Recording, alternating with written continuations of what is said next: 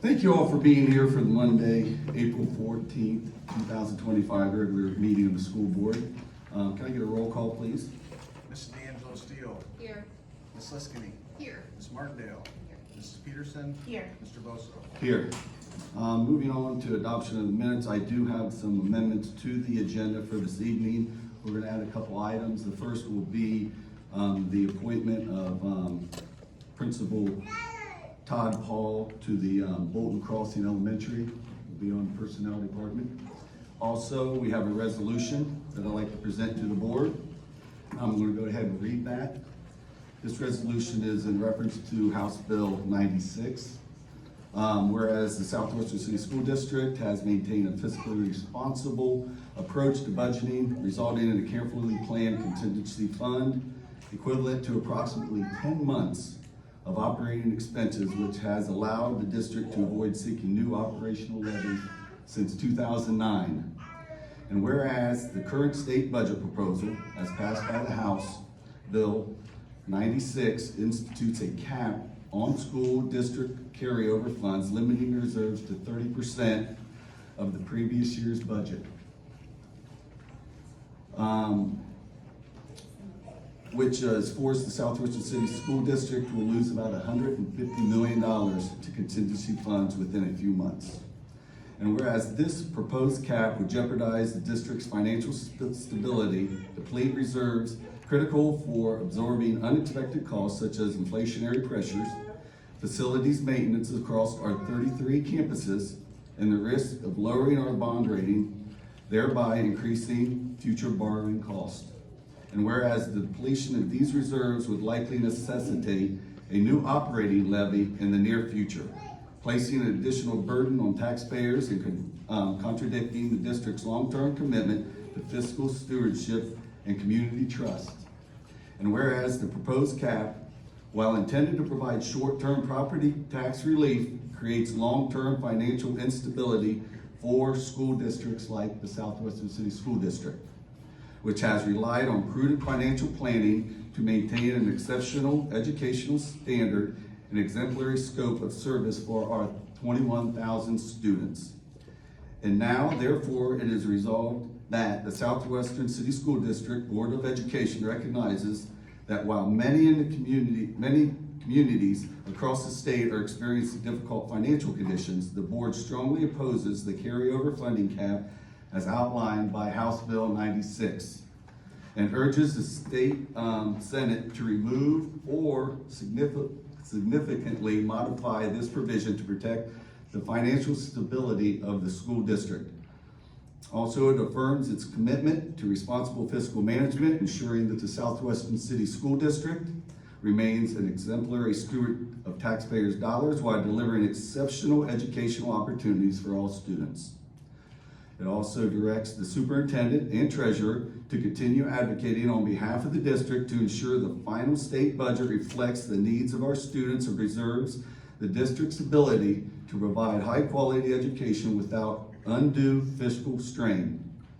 Also, encourage the Southwestern community, parents, staff, and residents to engage with their state representatives to call for a more comprehensive solution to the fair school funding that also provides property tax relief as part of the process. And I'd like this to be adopted this day, April 14, 2025. And I'll open it up to discussion to the other board members. Anybody? We're absolutely in favor of it. Well, thank you so much. Mr. President, I just wanted to say thank you to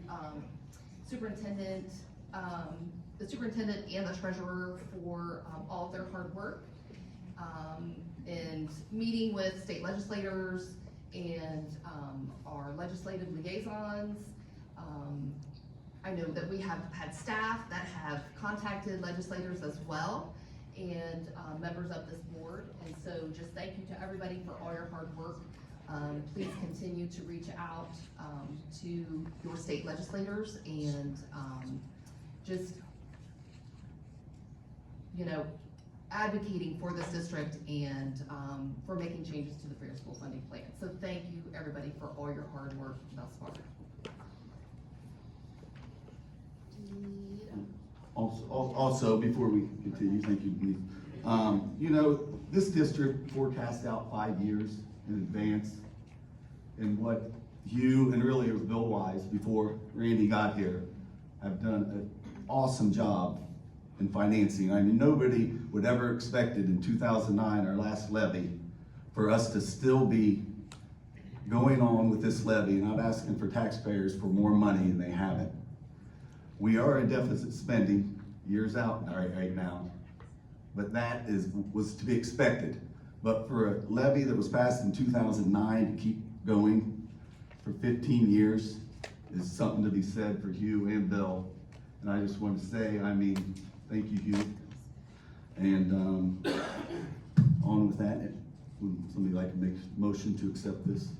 So the agenda as amended, we have the amendment for the administrative position, section L1, add Todd Poole to the agenda. And then the second amendment we're gonna use right after the adoption of the agenda. When we do that, we'll do a resolution to approve that, what you just spoke of. So it's like a resolution. Can I get a motion to approve those adoptions? Motion to approve Thank you, Peterson. Mrs. Peterson. Can I get a second? Thank you, Mrs. Martindale. Roll call. Ms. Peterson, Yes. Ms. Martindale, Ms. D'Angelo Steele, Yes. Ms. Liskini, Yes. Mr. Bosso. Yes.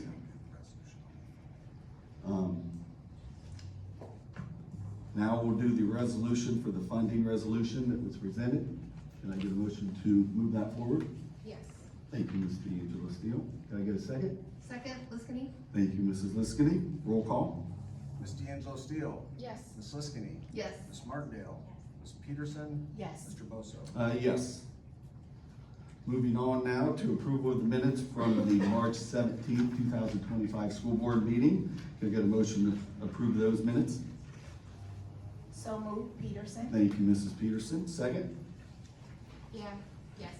I'm waiting for Kelly. Oh, I was like, oh, hold on, that's right. Thank you, Mr. D'Angelo Still. Can I get any additions or corrections to that? Seeing none, roll call. Mrs. Peterson, Yes. Ms. D'Angelo Steele. Yes. Ms. Liskini, Yes. Ms. Martindale, Mr. Bosso. Yes. We have no presentations this evening. We'll move on to board reports. Any board reports from the members? Seeing none, public participation related to agenda items. We do have a couple people signed up. The first will be Kyra Paul on policies.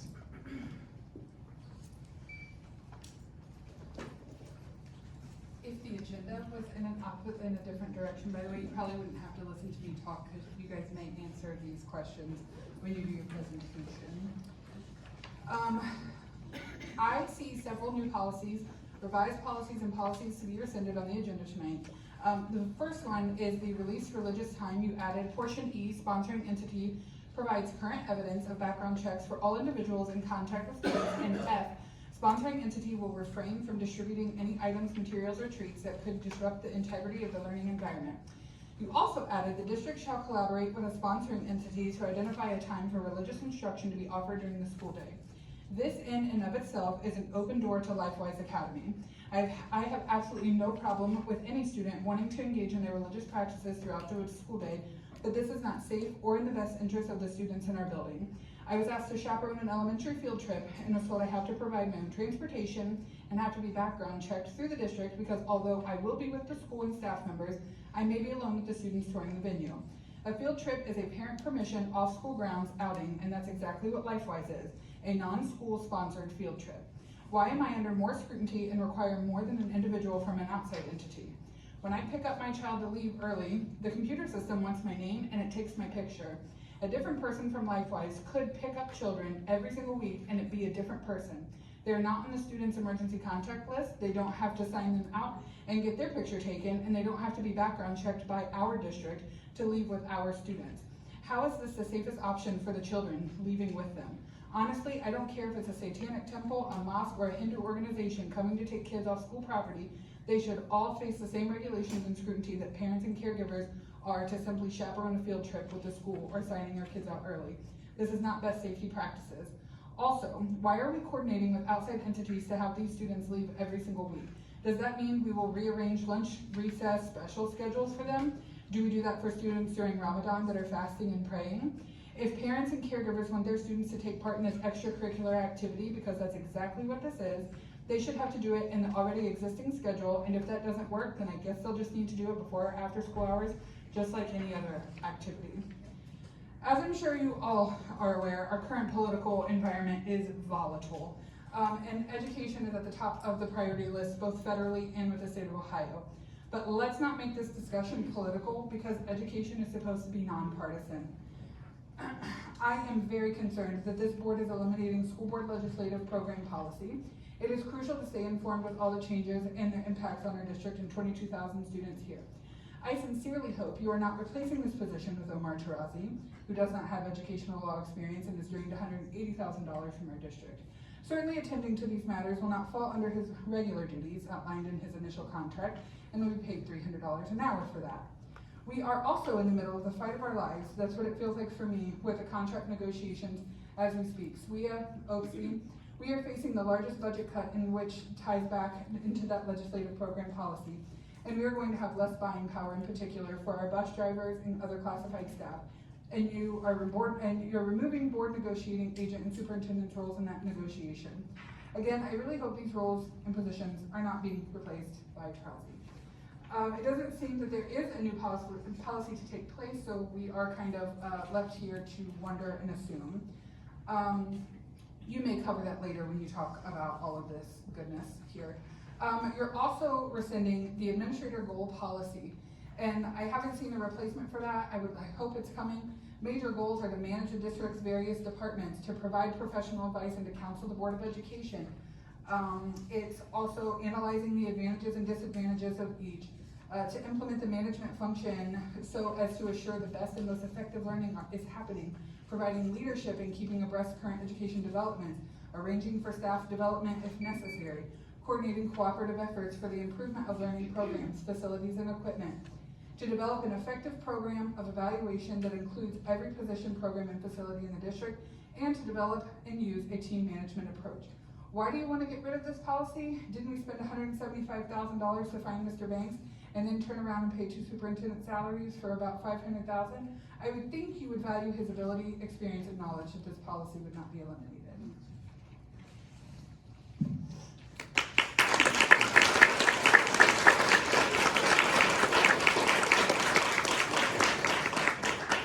Thank you, Kari. We'll talk about those more when we meet. Moving on now to the next person is Kelly Dillon, Dr. Kelly Dillon.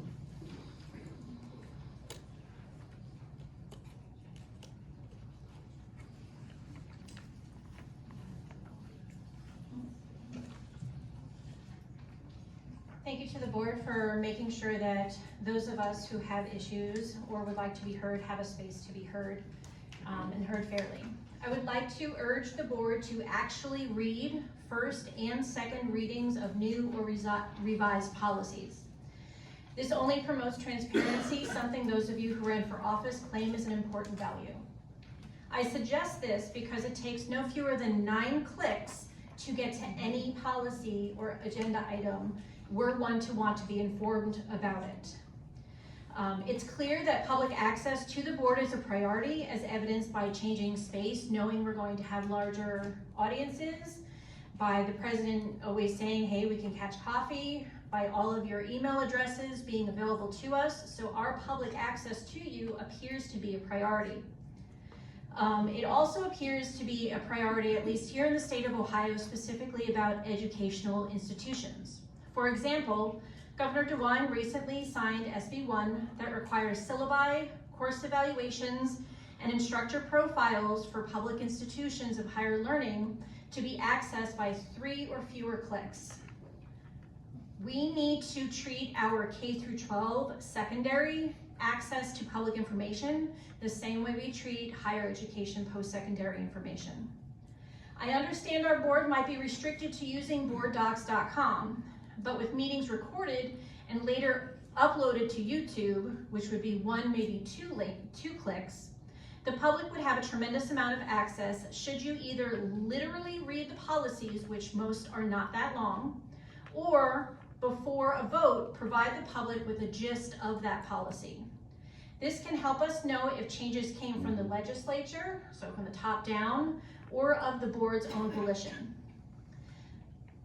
A specific policy that you're covering tonight is my absolute disappointment in the discontinuing of the legislative program that has been in place since 1989. Not having a specific individual identified to keep you informed on both state and federal goings-on is short-sighted. The issue of the budget and proclamation you just read tonight are an example of how remaining informed of legal and budgetary issues is so very important. I humbly ask the board to defend the rescinding of this policy. Thank you. Thank you, Kelly. We will address some of those later, Kelly, when we get the policy. Moving on now, we're going to go to Student and Staff Achievement Liaison with Mrs. Liskett. Thank you, President Bozo. This evening we have 4 items under student achievement. First, we wanted to recognize that recently 56 students from the Cybersecurity Interactive Media Design and App and Simulation programs represented Southwestern City Schools at the Business Professionals of America state competition. 15 students have now qualified for the national competition in Orlando, Florida from May 7th through 11th, 2025.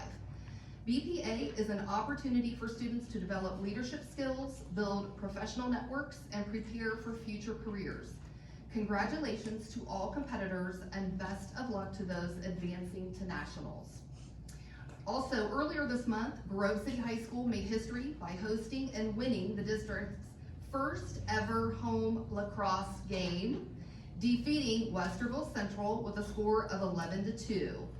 And I just want to say I'm super proud of this, and thank you to the board for giving more athletic opportunities to the kiddos in our district. So this was history making, and congratulations to those Greyhounds. Great work.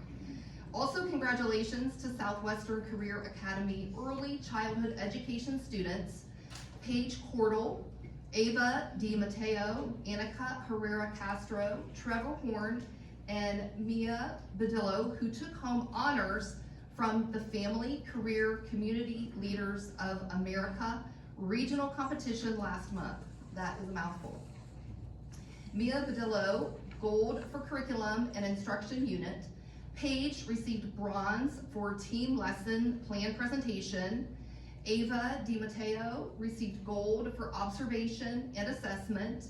Annika Herrera Castro received bronze for team lesson plan presentation. And Trevor Horn received bronze for language and literacy presentation. Great job to those Academy students.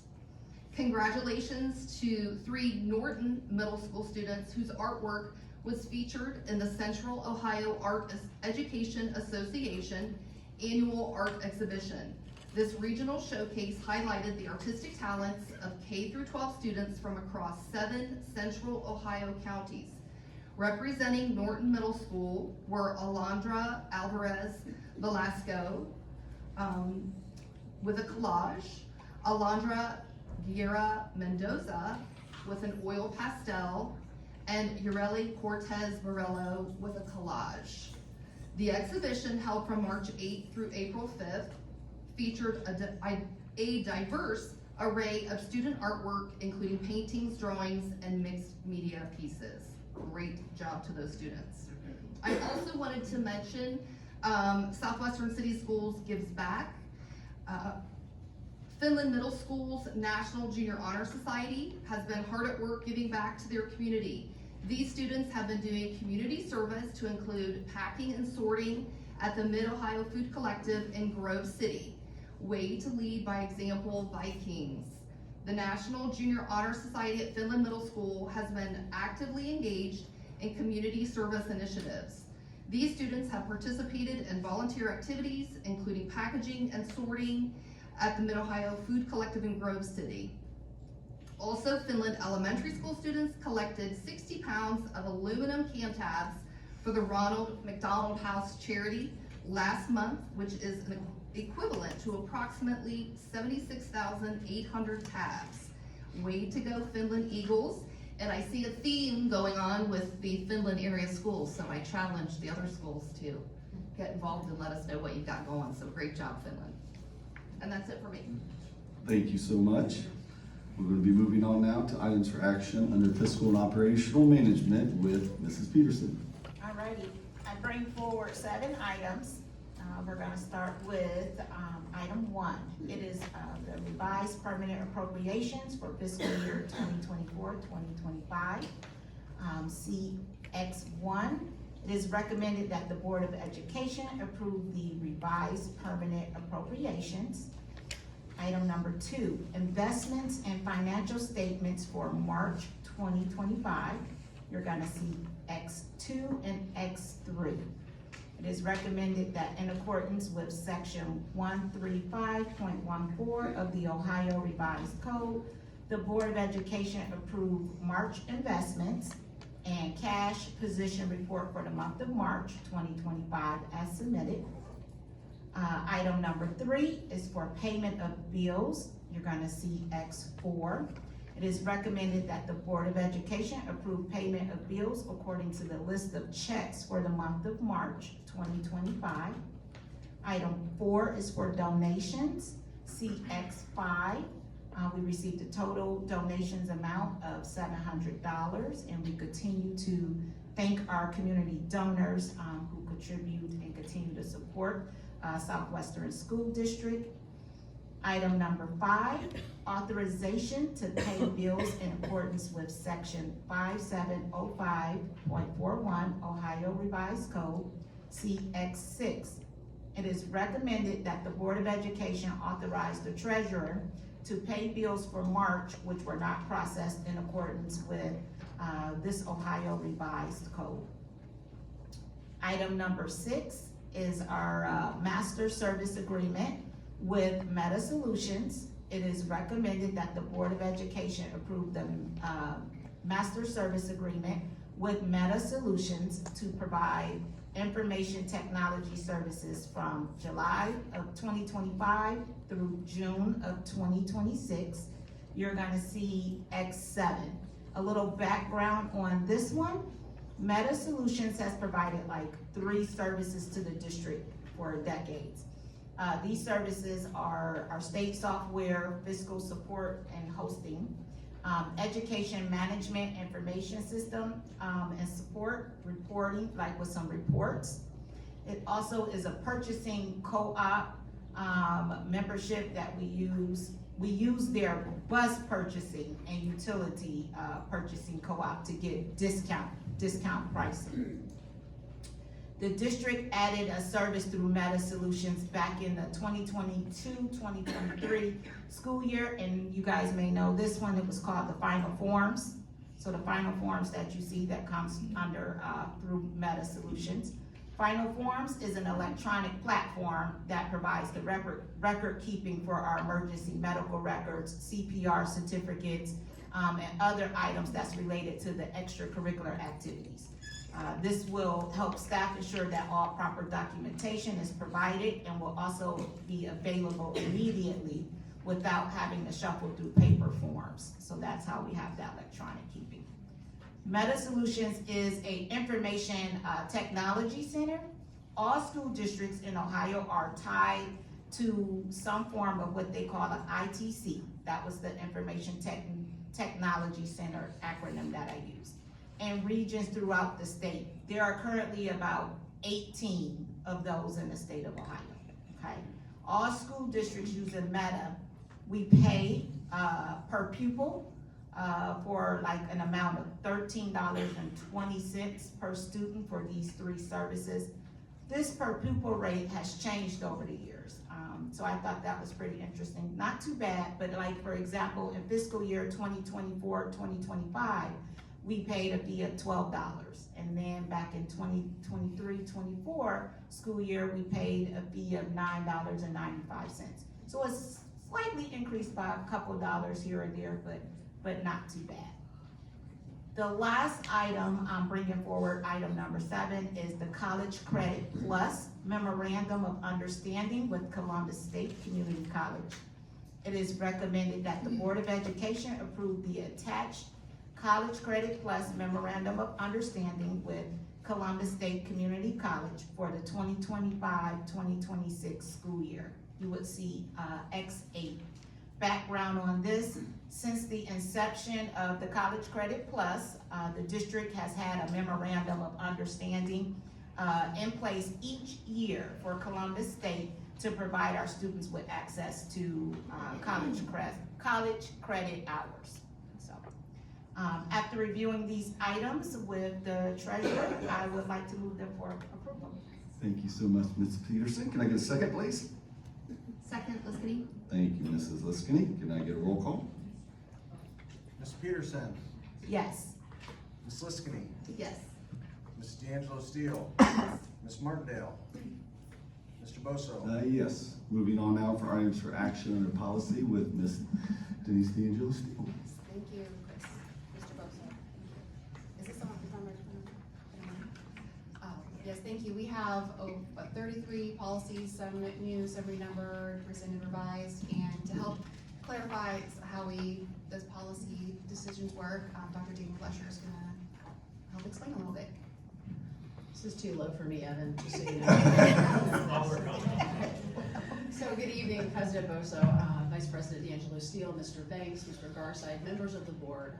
Thank you for having me. I wanted to take a few moments to talk about board policy and how that functions within our district.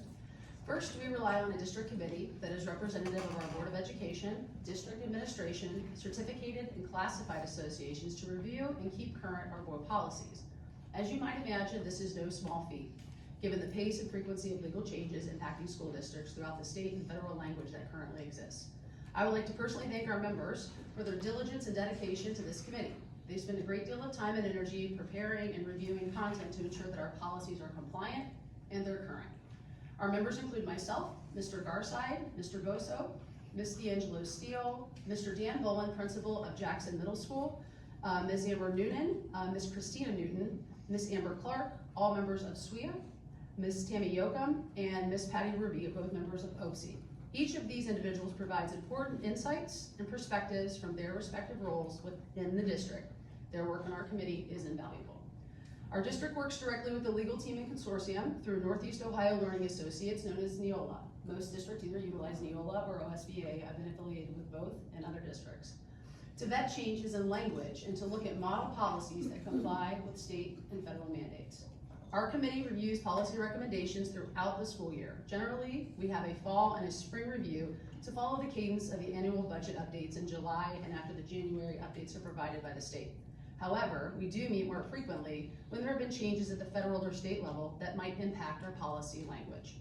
We will bring forward policies as a district to review the language, to be updated, to be current, and or to match our procedures within the district. Our policies are accessible on our website via our Active Board Policies link. Our policies are organized by section. So Meredith has a slide up here so that you can see these sections. Each section is specific to the function of the organization. So you can see programs, finances, property, or people to include students, professional staff, and administrators. Tonight there are 29 policies that will go before the Board of Education. We reviewed 33 and they will go for a first reading. You will notice that some of the policies are the same content that are represented in multiple sections of our board policies. For example, when you look at the drug-free workplace updates, they've been adjusted within 4 policies for 4 different sections of the people we serve. So that one change impacted policy language for students, for our professional staff, for our administrators, and for our teachers.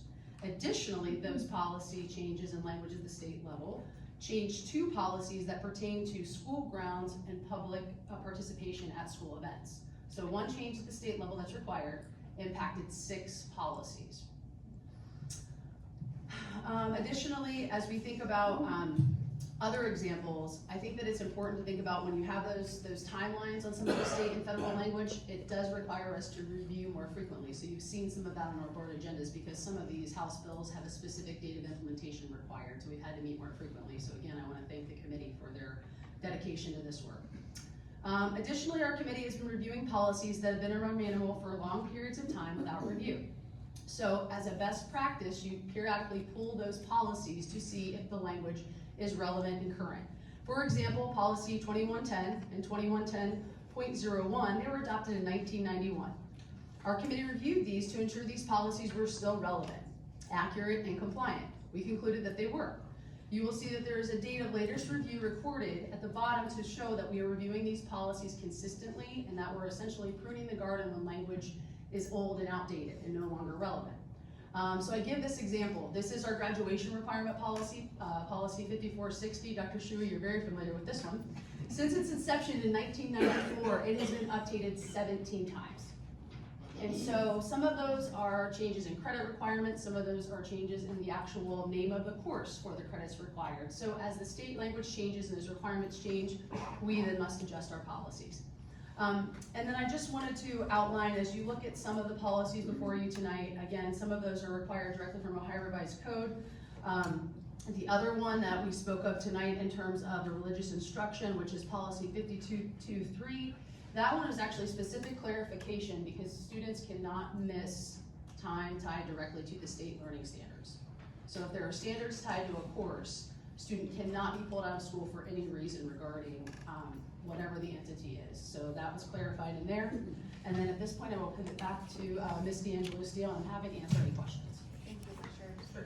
That's Dr. Lesher. See, I must do that.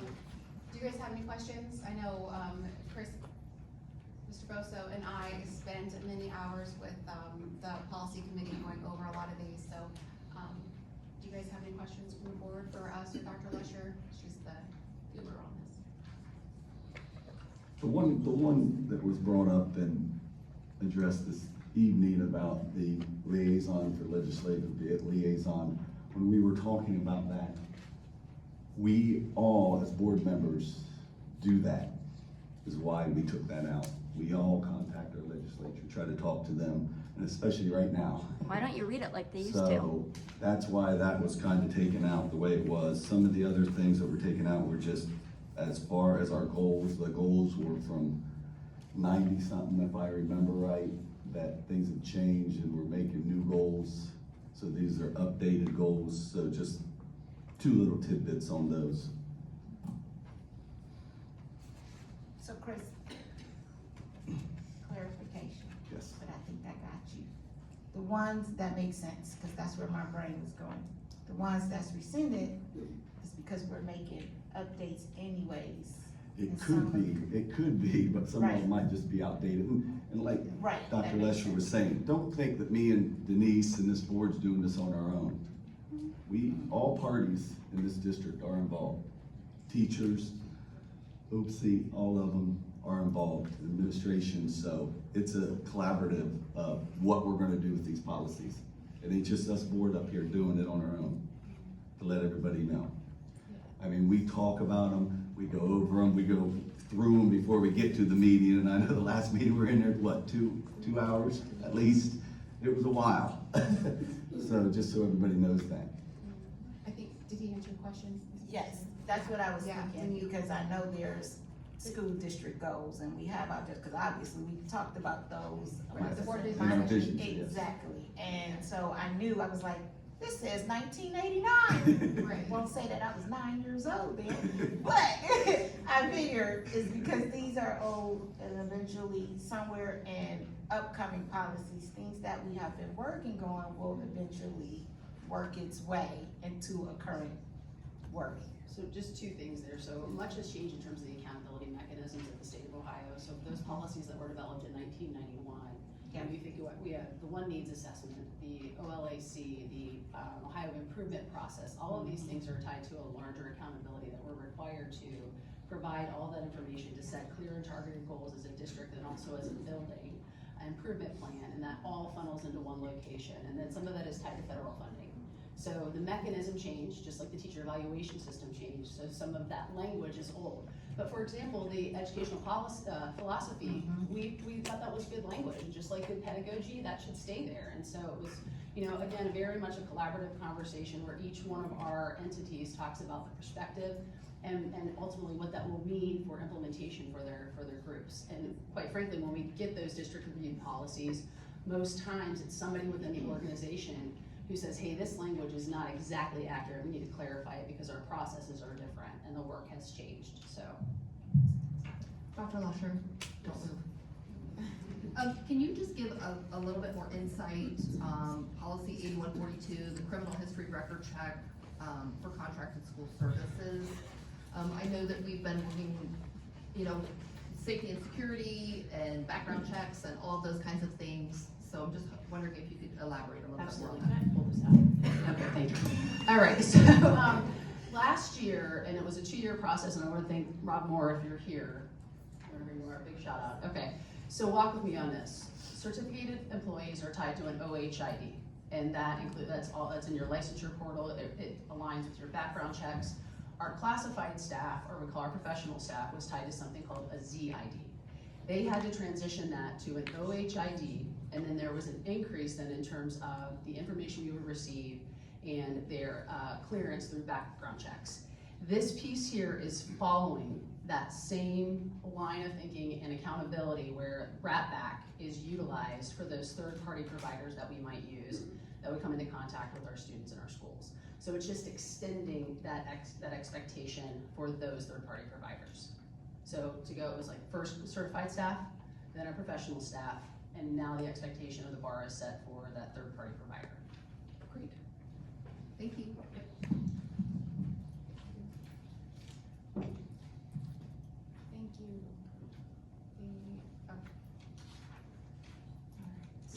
Any more questions or things to go over that one? I am recommending these, right? We need all right.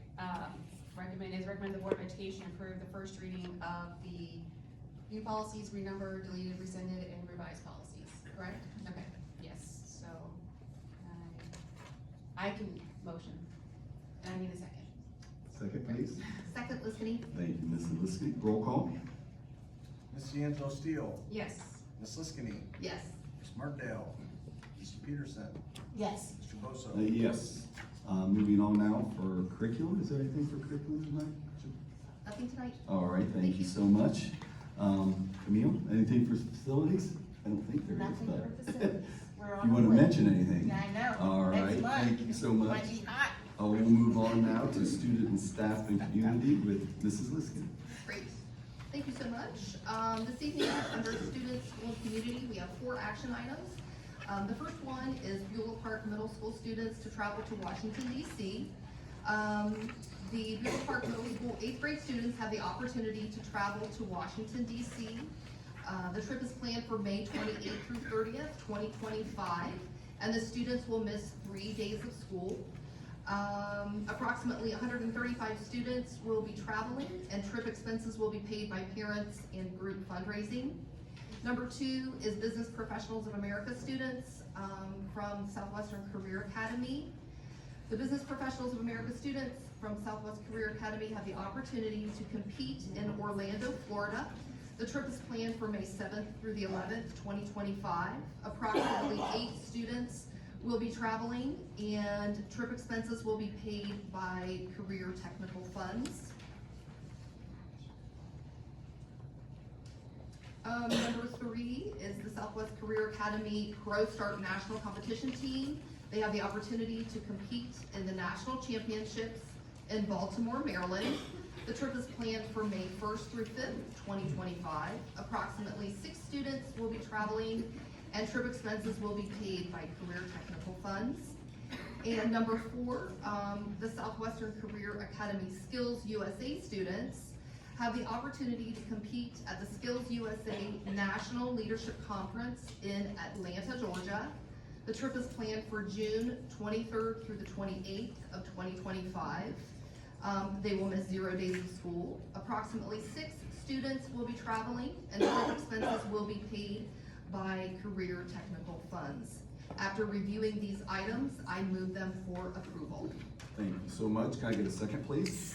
Second, Peterson. Thank you, Mrs. Peterson. Roll call. Ms. Liskini, Yes. Mrs. Peterson, Yes. Mrs. D'Angelo Steele, Yes. Ms. Martindale, Mr. Bosso? Yes, moving on now for items of action under personnel with Mrs. Martindale. We're gonna give this a try. Alright, so this evening I have 7 personnel items involving 203 persons.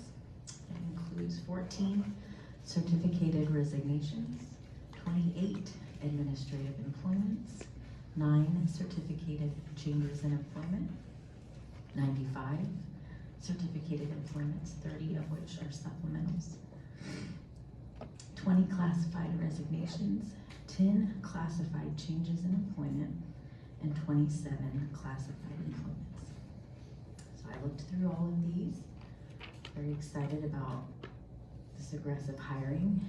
Please remember that we are always actively hiring. And with that, I move these items for passage. Thank you so much. Can I get a second? I'll second, and this is already in there, right, with the. Second. Thank you, Ms. Gill. Thank you. Can I get a roll call? Mrs. Martindale? Mrs. D'Angelo Steele? Yes. Ms. Liskini? Yes. Mrs. Peterson? Yes. Mr. Bosso? Yes. Moving on now to public participation for non-agenda items. Micaiah, you're gonna start us out again. I thought there was someone ahead Not by my list. of me. I was told there was. No, this is short and sweet, truly. Maybe not sweet, but short. I know you all love me. How could you not be? So I want to acknowledge that I know our district is facing some very, very large fiscal and financial hurdles. And it truly terrifies me. I get up here and speak to you guys once a month because I care, and we have a lot of board support for our Ed Voucher program, and unfortunately $500 million is being right now proposed to go to that program while cutting our funding drastically, both on the state and the federal side with Title I, IDEA, all of those things. And as you mentioned earlier, $150 million loss on our true savings, which is wonderful to have, but now to lose. The way I see it, over the last year, we've spent almost $1 million, about $880,000, on attorney, superintendent salaries, new and past, hiring, the search firm, all of those things. And something I wanted to bring up, because it seems right now in my brain that we're kind of bleeding, we're gonna be bleeding money. And with that $880,000, we could have employed 26 aides in this district.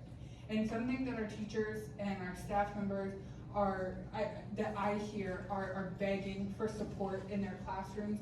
They're begging for support on the buses, and aides do that. That could have been an aide that floats around the building to fill in here and there when it's needed at 26 different buildings. That's at $19.49 an hour for a $33,000 a year salary. That's not much to be an aide, quite frankly. That's a lot of work and not a lot of pay.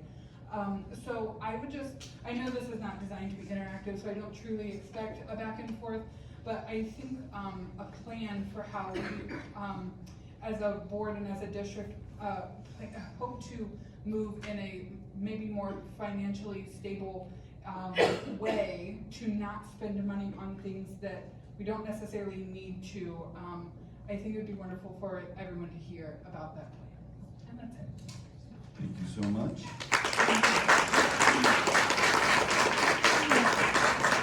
And next is Sandra Fredericks. Signed up and got on the list this week.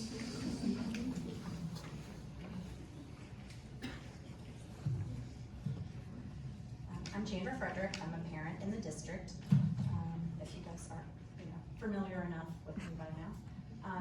I wanted to speak. First of all, I wanted to say thank you for letting me speak last month. Thank you for the resolution today.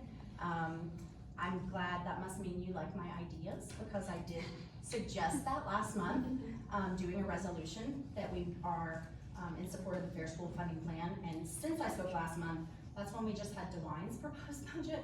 It has gotten worse since I spoke last, as you know. The House proposed budget is far worse and also includes this essentially theft of our rainy day funds. So I appreciate that you did that resolution today, and since you like my ideas, I thought I would propose another one today. I would respectfully request, and I know how some of you feel about vouchers because I was there for your campaigns and you spoke on them, and I know you're in support. But things were different with the state budget and the funding that we were getting. So I would like you to revisit your personal values and remember that you are an elected member of the school board and you're good stewards of our tax dollars, and therefore your duty is to do what's best for the district, and it should always be in service of the kids. So vouchers hurt our students. Vouchers hurt our public schools. Vouchers hurt our teachers. Vouchers hurt their STRS, actually also, nobody talks about that. And vouchers hurt Ohio. I would like, next month, I would love to see a resolution or even a discussion in public, since we didn't discuss, I don't know if everybody knows, but we were in a coalition for vouchers, a lawsuit against vouchers to try to recoup some of the money that gets taken in public tax dollars and given to private schools. I could do a whole history lesson on this. I know way more about vouchers than I ever cared to know. So I could speak on this in many capacities, but today I just really want to have this request, and I'm going to give you some reasons that I think that this is the right decision. So we were in the voucher lawsuit for many, many years. This board left it last year. There wasn't a discussion or a vote on it, which is why I'm asking for us to have one next month.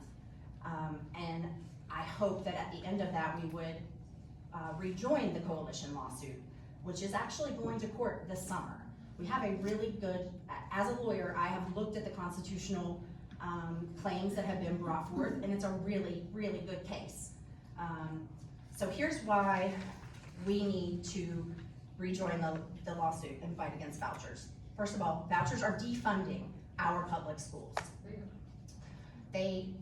Your job as a board, as an elected Board of Education for public schools, is to be good stewards of public tax dollars.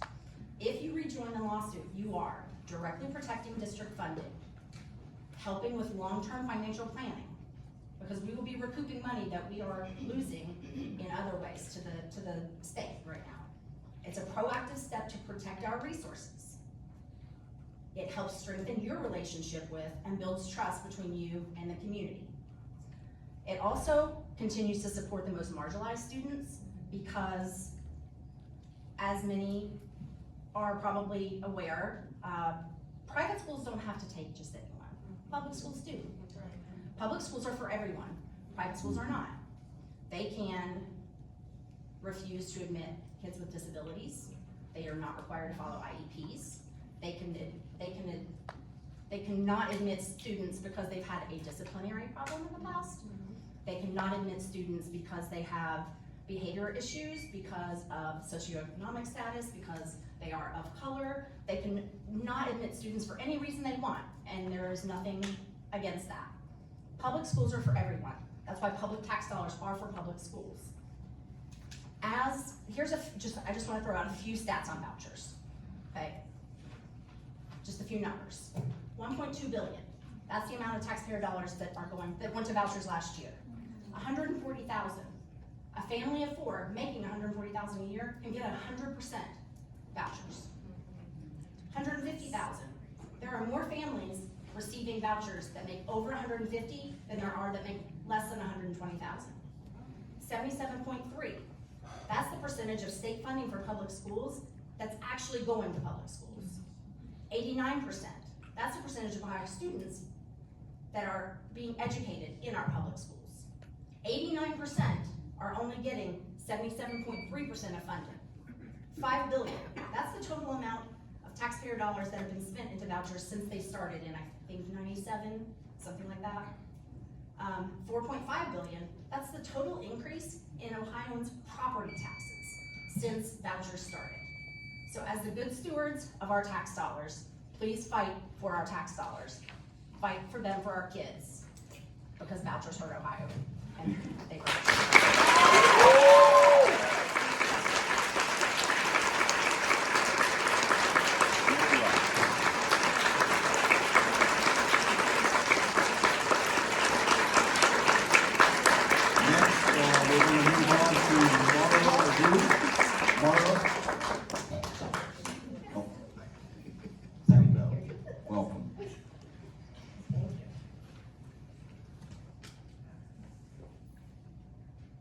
everybody, I'm Marla Root. I'm here to support a family who has supported my family for many, many years.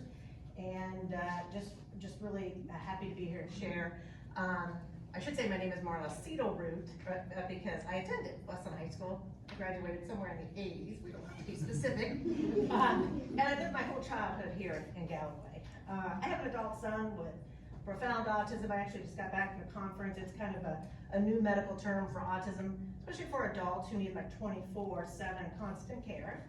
And I'm here to talk about a family, and her name Tracy Reddy, the mom, who has just provided incredible support for my family throughout the years.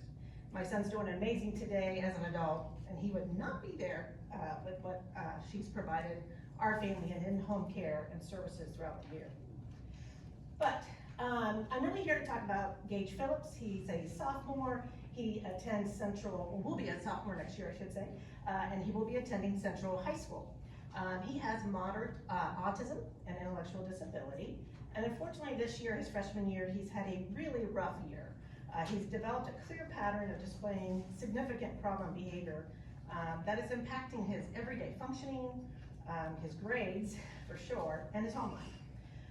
And this is the first year he's never had his sister, Rhea, with him in school. So Gage's sister, Rhea Dent, is really a stabilizing force for him. Gage can't attend his home school because he needs a special needs classroom, which is great. But unfortunately, he really wants his sister there with him. She wants to be with him, but unfortunately the district has just told the family no. So I just kind of want to comment on the letter the family received from Matthew DeCastro that denied Rhea, the sister, to be able to attend Central and not Westland next year with her brother. You know, in his letter, Matthew mentions denying the family based on three concerns. One is the balancing of sports competitiveness. I am not sure what that has to do with a special needs child. The next two I can kind of understand, right? Keeping a structured enrollment system, and now we can't open enrollment to everyone, because if we did, everybody would want to move. But what in the world does sports competitiveness have to do with a freshman special ed student who is functionally not doing well? It has nothing to do with that. That is just absurd for a family to get a letter with that in there. Rhea, his sister, is this calming force. She can be with him on the bus. They can talk about the school day. I mean, he is used to her being there. And you know, she should be celebrated. She wanted to do this, she asked to do this, and she feels like she needs to be there. And that's a blessing. You know, the district really needs to think very seriously about having a policy for special needs families, right? That our kids, man, I lived it, right? I've lived it. My son is LeBron James size. I love Cavs, go Cavs. But I mean, you know, and he had dangerous behavior. Somebody who's 6'8", 300 pounds coming after you, which Gage's mom and Rhea's mom has seen that. That's dangerous. And so we want stability for him. We want him to do well. We have to protect our special needs families. We need a policy to ensure when their kids want to go support and be a part of high school life with their special needs siblings, they should be allowed to go. So we're just here to ask you to reconsider the denial to Gage's family and allow Rhea Dent to attend. You know, she's a student. She can speak her mind, she has spoken her mind, and this just seems simple. I'm not saying every kid should be able to move in the district, but we need to protect our special needs and our special needs families. Thank you.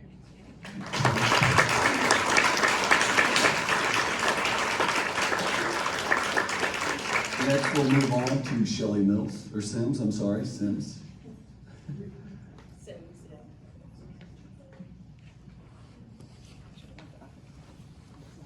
Super nervous, everyone.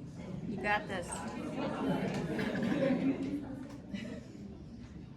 Actually take this down. All right, well, good evening, everyone, and board members. Thank you for the opportunity to speak. My name is Shelley Sims. I have worked in mental health with children and families for over 10 years, including with this wonderful family that I'll be supporting today. I'm here to respectfully request a reconsideration of the district's decision to deny the transfer request for Rhea Dent, who wishes to attend school with her stepbrother, Gage Phillips, a student with an IEP for autism and significant cognitive and communication challenges. Over 4 years ago, Rhea became a part of Gage's life. Since then, she has become far more than a sibling. She's been a steady, trained support who's transformed Gage's abilities to access the world around him. She's been trained in ABA, or Applied Behavior Analysis, from an early age. I was there when she was trained on it, running around and learning all the cool things and interacting with a lot of people with special needs. Rhea has naturally integrated evidence-based techniques into daily life.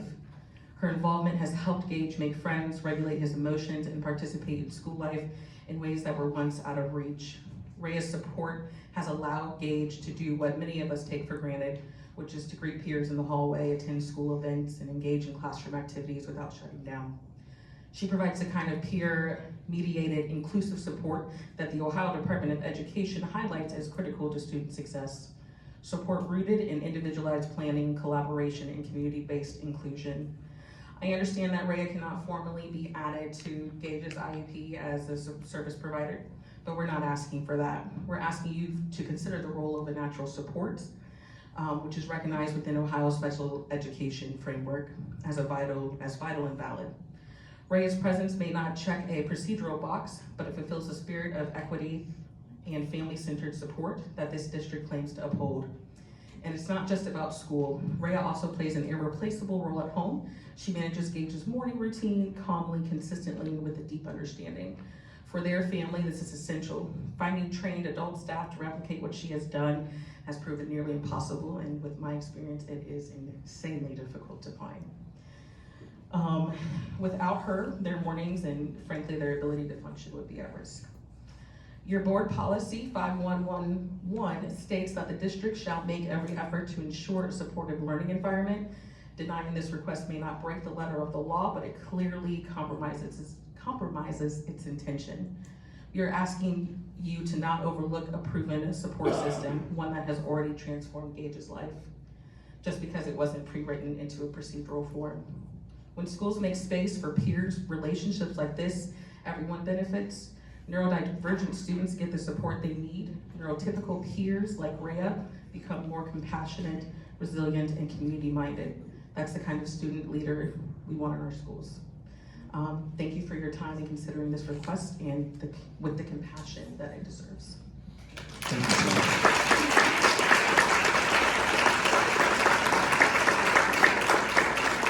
Next we'll move on to Crystal Messer.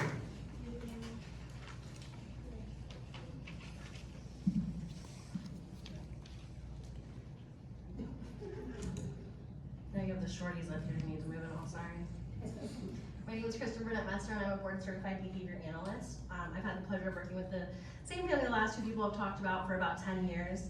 And Rhea was actually a peer in one of my classrooms when she was much, much younger, like 3, little guy. So she's been doing this her whole life. She's a rising freshman in the school district, and her stepbrother attends the district, but he's currently at Central Crossing, and next year the district would like her to go to Westland. As Marla talked about, the family received a very saddening letter from a district representative that said, even though they had been promised in IEP meetings and other meetings that this would not be an issue, that only he and the superintendent had the right to make that call, and he wasn't sure who told them that, but that was incorrect information. He then stated about the athletic competitions, academic program sustainability, and balanced student programming, all of which in this case, as Marla had said, kind of are null and void. Finding out that Rhea would not be allowed to attend Central Crossing was really hard for the family.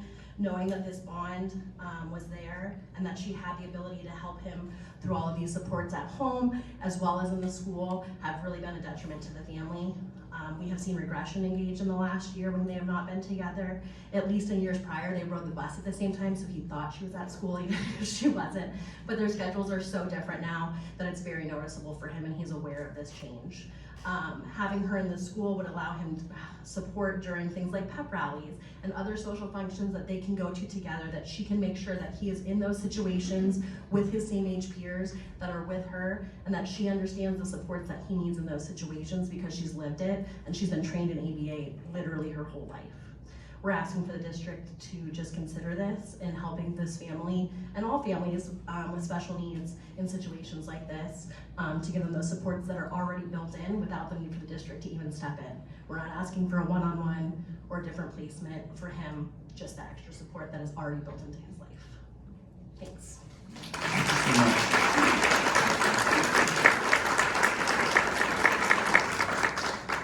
Okay, with you guys, we can talk about this. Moving on now, we have one last speaker, it would be Steve Feist.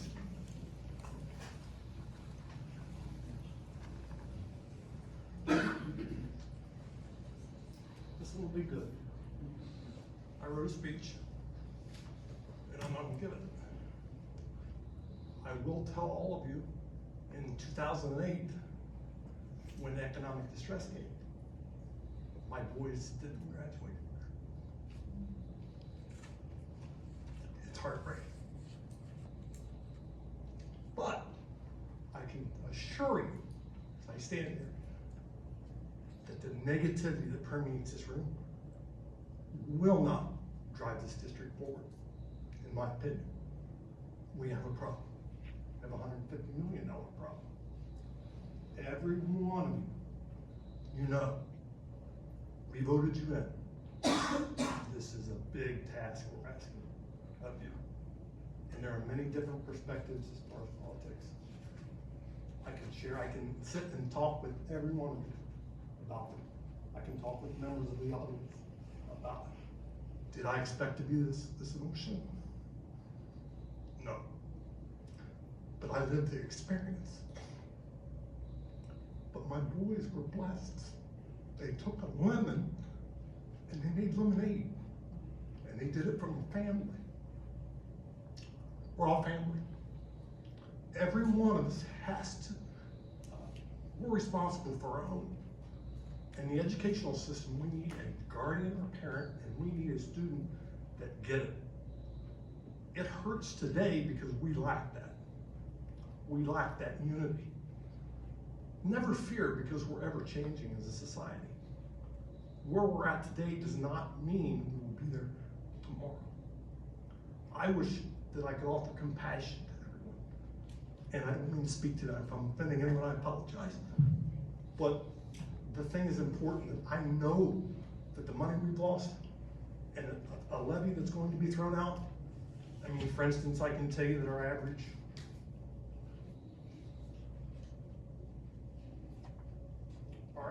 federal income in the district is $62,763. The state average is $75,833. We live in a diverse district, and unfortunately that means funds that people live here, not everyone has money. I'm blessed. I've been blessed financially. But it doesn't mean that I don't care about students that are not. But to go out and move forward because the levy's coming. I've done the math, I looked at the vision. Yes, I own companies, I do this. I don't see any way around a levy. But levies don't happen and they don't get supported. Number one, when you look at those numbers, it's a tight pull, right? It's going to be a very tight pull to try and negotiate to get money out of this community. But for me, it has to be done with positivity. You do not use the hammer that was used in 2007, 2008, and when they did away with extracurricular. We went to West Jeff. My son's in our Hall of Fame for sports. You know, great things. But we went out there and we did fine at West Jeff. I'm an 82 graduate. My father and grandfather played on the first football team in 29. No, there's pain. Stop. I get where we all don't think alike. And that's what makes America great. We all have a vision. And I look at the hostility that's here some, a little bit. It's not necessarily bad. I don't think we all need to think the same. But I do think sometimes we need to take a step back and think about what's good for everyone, not just for the lady that's here, that was here about her child. You know, she's up here, she's defending her child. I respect that, right? Who wouldn't? This is what I want. So, sorry for the emotionalness. I didn't know where it came from. But I hope that we can learn from what happened in 2008. And let's work hard to see what we can do to raise money Okay, thank you. Thank you. We'll move on now for items for discussion. If anybody has any items for discussion on the board? Seeing none. I just wanted to I'm mention sorry, today- sorry. Sorry, you know I always have something. Just a follow-up, from our resolution and all the discussion tonight about getting with our state legislators, community members and staff, if you are interested in communicating or sending letters, sending emails, making phone calls, you can contact the district office and get a form letter if you're not sure what to say or what to write on behalf of the district. We do have form letters that you can use, and we encourage you to get a hold of your state legislators and advocate for our district. So that is available. And then just one last thing that I wanted to mention, let me find it. I know that we're in the home stretch here for the school year, and everybody's ready, right, for summer, and we're in the depths of testing. But I wanted to mention that East Franklin Elementary School created a hotline for anyone who needs courage. And it's a real phone number, and it's a real hotline, and you can call. And so, it's for anybody who needs courage, and they'll tell you that you can do hard things. And I have the number, it's 614-801-8120. And thank you to East Franklin staff and students who created that hotline. And anybody can call it and get some courage and just feel a little positivity. So, way to go. Just dial it to hear the message. They're sweet little voices, you gotta call them. I Yeah. love it. Thank you guys so much for sharing that. We're gonna move on now to executive session. I recommend the Board of Education adjourn to executive session in accordance with 0166 to conference with the attorney regarding pending or imminent court action or to prepare for the conduct or review of negotiations or bargaining sessions with public employees. We don't expect anything after the executive session. You're more than welcome to stay. Can't tell you how long we'll be in there. It's been some long ones lately, but you're more than welcome to stay. Can I get a motion to adjourn to executive session? Yes, so moved. Thank you, Mrs. Peterson. Can I get a second? Second, I just don't have a microphone, Thank- ever. I know I don't like it, but. Talk like you're talking to I'm everybody. trying. All right. Thank you, Ms. D'Angelo Steele. Can I get a roll call, please? Ms. Peterson, Yes. Ms. D'Angelo Steele. Yes. Ms. Liskini, Yes. Ms. Martindale, Mr. Bosso. Yes.